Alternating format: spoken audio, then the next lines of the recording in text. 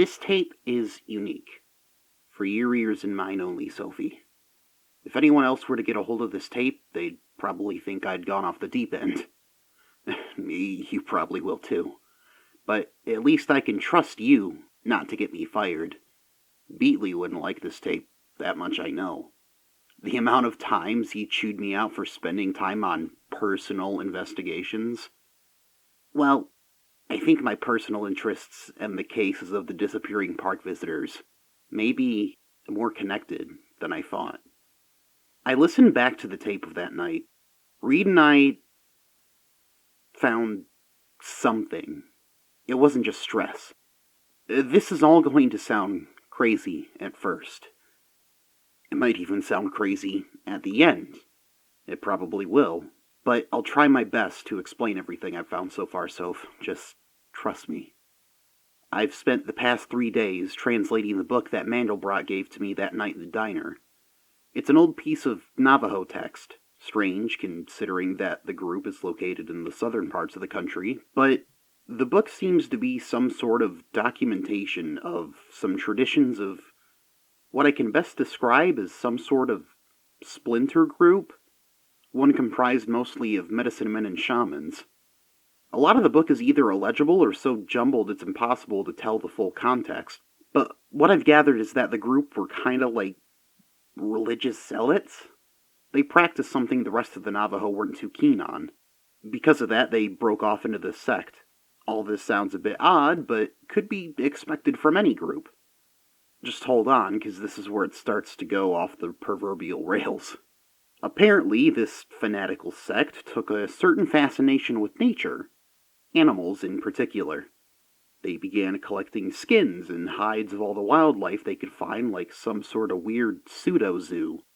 They would hold rituals while wearing these hides and praise the gods of nature for their creations. They also wore the hides while holding raids on other neighboring tribes, acting more animalistic in order to frighten their victims.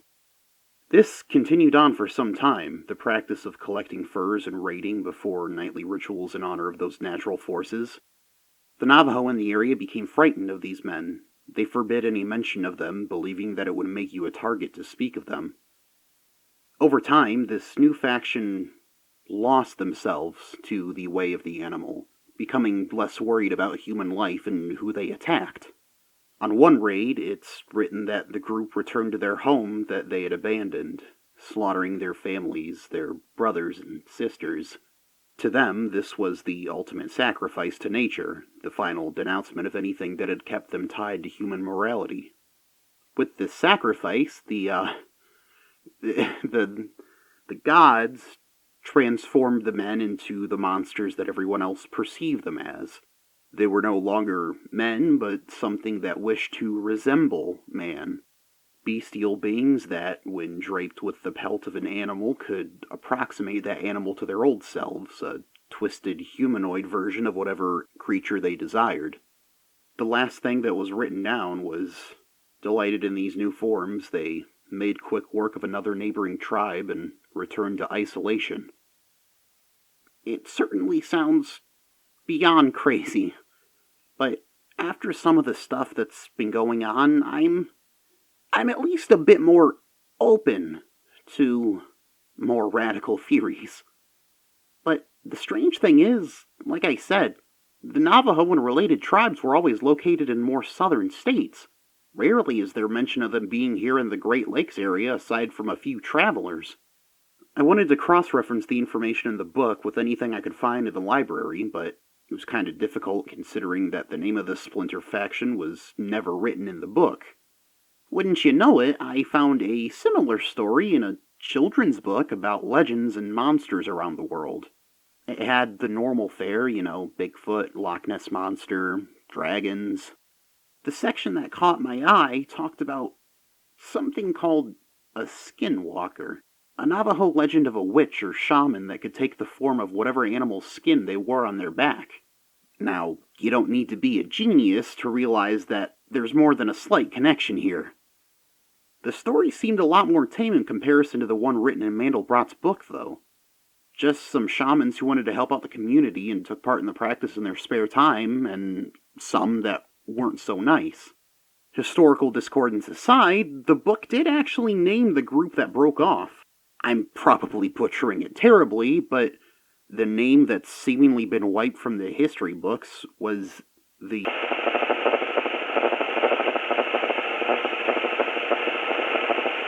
While this group was an offshoot of the Navajo, it's recorded that some of them traveled up into the northern states in the mid-1800s when the rest of them were being less than consentingly forced onto the Bosque Redondo Reservation in New Mexico. Not all of them went to the same locations, though, with the group now being split up across different northern states. That's all the info I could get out of the book, but despite being a children's book, it seems to be researched more than a lot of the other literature in the library. Anyway, I kept looking for anything that could tell me more about the migration of the band. Quite literally, the only mention of that name I could find anywhere in my research was in that kid's book, of all things. So I started trying to connect the pieces of the puzzle that were left behind by the story once again. I began looking through books of local and statewide native lore, and that's when I hit what I think might be the bingo space. There was a book that detailed the history of the Ojibwe people and their plights against the United States government. The Ojibwe lived in the state for centuries, but much like the Navajo, the government was attempting to force them out. Around the time of the long walk to Bosque Redondo, it was reported that medicine men from faraway tribes began visiting the Ojibwe, sharing their practices and beliefs. I don't know if they were attempting to convert the tribe or incorporate the ideas into the pre-established religions, but I think that these so-called medicine men that visited may have very well been members of that splinter faction.